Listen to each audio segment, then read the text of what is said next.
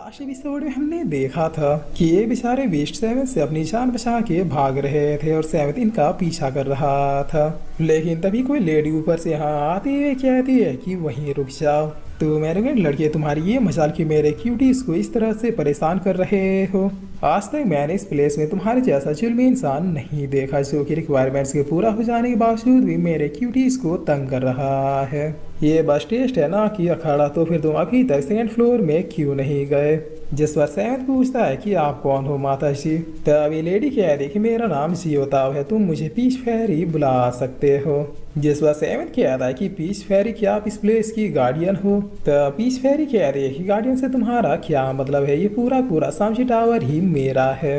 इस प्लेस के अंदर हर एक चीज जमीन से लेकर आसमान तक मुझसे बिलोंग करती है, यहाँ तक कि वो क्यूट बीस्ट बेबी भी जिन्हें तुम अभी परेशान कर रहे थे। जिस पर सेवन तब हाथ पाँव जोड़ते हुए कह रहा है कि माफ कर दीजिए, मुझे पता नहीं था। और फिर सेवन अपने मन में कह रहा है कि अगर ये इस प्लेस की ओनर है, इसका मतलब ये काफी पावरफुल पर्सन है, मैं इन्हें तो ऑफेंड नहीं कर सकता। तो पीच फेरी कह रही ठीक है चलो माफ किया, क्योंकि तुम वाकई में अच्छा फाइट कर रहे थे। बट ध्यान रहे आगे से ऐसी गलती ना होने पाए, जितना रिक्वायरमेंट हो उतना ही किल करना, उससे ज़्यादा नहीं। चलो अब सेकंड फ्लोर में एंटर करो, आगे का टेस्ट देना है या फिर नहीं।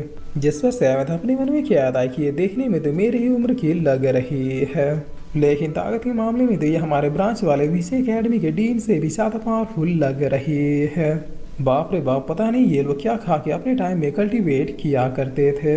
और फिर सेवन पूछता है कि आप बस इतना बता दीजिए कि मेरा स्कोर क्या है। तो पीच फेरी कह रही कि तुम्हारा स्कोर परफेक्ट है, क्योंकि तुम जरा भी इंजर्ड नहीं हुए।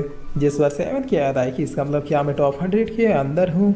तो पीच फेरी कह रही कि नहीं, मैंने ऐसा तो नहीं कहा। तूने फर्स्ट फ्लोर में काफी ज्यादा टाइम वेस्ट कर दिया, जिसकी वजह से पहले के डिसाइबल जिन्होंने भी परफेक्ट स्कोर किया है वो तुमसे आगे निकल गए। वो लोग अभी दूसरे या फिर तीसरे फ्लोर में अपने आगे के टेस्ट को कंटिन्यू कर रहे हैं, इसलिए वो तुमसे आगे है। यानी अभी तुम्हारे करेक्ट रैंक की बात की जाए तो फिर तुम टॉप 3000 के अंडर हो। जिस पर सेवन किया था कि अब मैं सब कुछ समझ गया, सिर्फ रिक्वायरमेंट पॉइंट्स को ही पूरा करते हुए आगे निकलना है। और फिर सेवन टेलीपोर्ट होते हुए कह रहा है कि बाय बाय पीच फेरी, मैं अब आपसे बाद में मिलूंगा।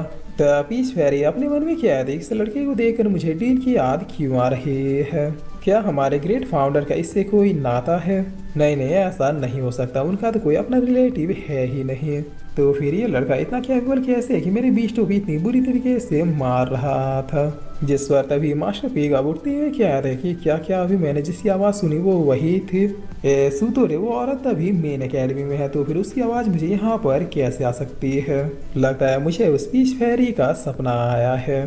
तब इधर अब सेकंड फ्लोर में यह बताता है इस फ्लोर के हर खंभे में 10 हेवनली लॉक्स हैं, जिनमें से कम 3 हेवनली लॉक्स को हमें अनलॉक करना होगा, वो भी अपने स्पिरिचुअल पावर से। जिस पर माफिन कह रही इसका मतलब बस 3 तालों को ही अनलॉक कर देने से हम लोग थर्ड फ्लोर में एंटर कर सकते हैं। चलिए फिर ये टास्क भी कंप्लीट करते हैं। तब यह क्या था कि इतनी भी जल्दी क्या है, क्या अभी तक तुमने कुछ नोटिस नहीं किया? जिस पर मार्कविन भी कह रही कि हाँ वो लियान इतनी देर हो गई बट अभी तक वो सेकंड फ्लोर में नहीं आया। तब यह कह रहा है कि बिल्कुल सही लगता है, जैसे फर्स्ट फ्लोर में ही बिष्णु की वजह से उसकी अर्थ ही निकल गई। इसका मतलब सच में वो एक वेस्ट ही था जो कि फर्स्ट फ्लोर के भी ट्रायल को पूरा नहीं कर पाया। जिस पर माफिन कह रहे कि मैंने तो आपको पहले ही कहा था कि वो एक वेस्ट है, बस हर बार वो अपने लक की वजह से बच निकलता था। तब ये सेवन तब यहाँ पर आती है क्या था कि कौन कुत्ता भौंक रहा है रे? तब यह क्या था कि लियान तू वाकई में आ गए। जिस पर माफिन कह रहे कि लियान फर्स्ट फ्लोर का ट्रायल तो कब का खत्म हो गया था, तो फिर तुम इतनी देर तक वहाँ क्या कर रहे थे? तब सेवन क्या था कि बता दूंगा, सब बता दूंगा, लेकिन पहले मुझे डैडी बोलो। जिस पर माफिन क्या रही तुम्हारी तो। तब यह क्या था किसी वजह से बेवजह अपना मूड खराब मत करो, मुझे पूरा यकीन है कि फर्स्ट फ्लोर में इसका स्कोर अच्छा नहीं था, इसलिए ये लेट हो गया। जिस वजह से मैं तब इन खंभों के पास जाके इन लॉक्स को देखने लगता है, जहाँ वहीं पे खड़े डिसाइबल कहते हैं कि इन लॉक्स को खोलने में तो ना जाने कहाँ का जोर लगाना पड़ रहा है, मैं क्या ही बताऊँ। तो पीछे से माफिन कह रही चलिए सीनियर हम इस लॉक को अनलॉक करते हैं। जिस पर यह अपने स्पिरिचुअल पावर्स को अपेयर करता हुआ एक लॉक को अनलॉक कर देता है और काफ़ी खुश होते हुए कह रहा है कि मैंने कर दिया। तो माफिन भी काफ़ी खुश होते हुए बता दिया कि ब्रदर यंग मैंने भी फर्स्ट लॉक को अनलॉक कर दिया, लगा नहीं था ये इतनी इजीली हो जाएगा। जिस पर यह क्या था कि लगता है यहाँ सिर्फ हम दोनों ही टैलेंटेड हैं। तो माफिन कह रही जरा देखो उस वेस्ट को ऐसे खड़ा है जैसे मेला घूमने आया हो। तब से उन लॉक्स को ऐसे घूरे जा रहा है कि मानो वो लॉक्स ना होकर इसकी बहू हो। जिस पर यह क्या था कि इस कदर के वेस्ट लड़के को मैं अपने घर का नौकर भी ना रखूं। तो माफिन कह रही ब्रदर आपको पता नहीं तो मैं बता दूं कि यहाँ आने से पहले ही अपने कल्टीवेशन को भी अवेक नहीं कर पाया था। बट पता नहीं टीचर्स तना को इसमें क्या खास दिख गया जो वो इसे उठाकर यहाँ ले आई। वरना इसी अकेडमी में एडमिशन लेने के लिए से कम 100 जन्म तो लेने ही पड़ते। जिस पर यह कह रहा है कि वो तो ये बात है।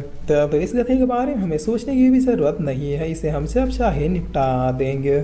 जिस पर सैविद अभी अपनी मन में किया था कि अगर इस फ्लोर में सिर्फ इन लॉक्स को अनलॉक करना है तो फिर ये तो काफी ज्यादा आसान है क्योंकि मेरी स्पिरिचुअल पावर्स इमॉर्टल वाली है।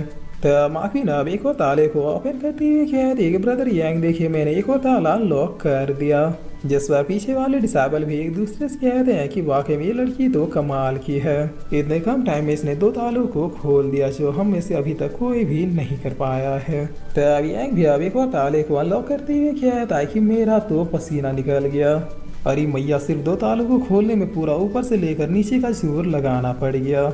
इसका मतलब मेरा टैलेंट माफिन से भी बदतर है।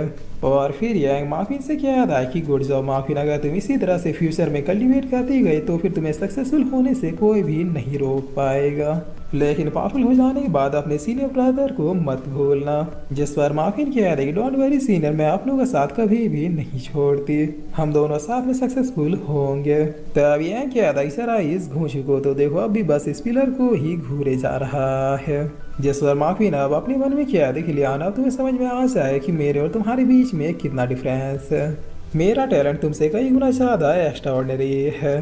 तब करीब 10 मिनट बीतने के बाद माफिन थर्ड लॉक को भी अनलॉक कर देती है और खुशी के मारे नाचते हुए कह दे कि मैंने 3 तालों को अनलॉक कर दिया। जिस पर अगल बगल के डिसेबल भी बधाई देती हुए कहते हैं कि गुड जॉब सिस्टर, तुम तो बहुत ही ज्यादा टैलेंटेड हो, अब तुम आराम से 3rd फ्लोर में एंटर कर सकती हो।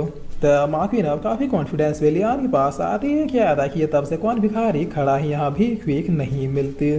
क्या हुआ सैंत, क्या तुमसे ताले नहीं खुल रहे? जिस पर सैंत क्या था कि लो फिर से कुत्ते भौंकने लग गए। और फिर इसी के साथ ये एपिसोड यहीं पे खत्म होता है।